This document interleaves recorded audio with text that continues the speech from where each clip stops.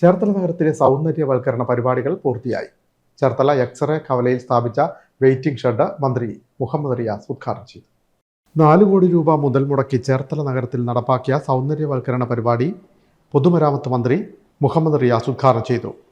2022-21 ബഡ്ജറ്റിൽ ഉൾപ്പെടുത്തി പൂർത്തിയാക്കിയ 4 കോടി രൂപയുടെ സൗന്ദര്യവൽക്കരണ പദ്ധതിയാണ് മുഹമ്മദ് റിയാസ് ഉദ്ഘാടനം ചെയ്തത്.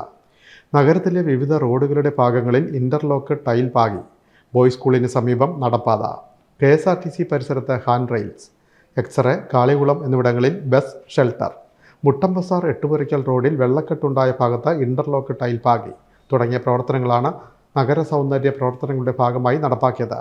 എക്സ്റേ കവലയിൽ നടന്ന ചടങ്ങിൽ മന്ത്രി മുഹമ്മദ് റിയാസ് ഉദ്ഘാടന കർമ്മം നിർവഹിച്ചു. മന്ത്രി പി പ്രസാദ്, മുൻ MP advocate M Arif, municipal chairperson Sherly Bhargavan, vice chairman TS Ajayakumar, standing committee അധ്യക്ഷരായ AS സാബു, ഏലിക്കുട്ടി ജോൺ, CPM ജില്ലാ കമ്മിറ്റി അംഗം NR Baburaj, councillor MK Pushpakumar, KP Prathapan തുടങ്ങിയവർ പങ്കെടുത്തു.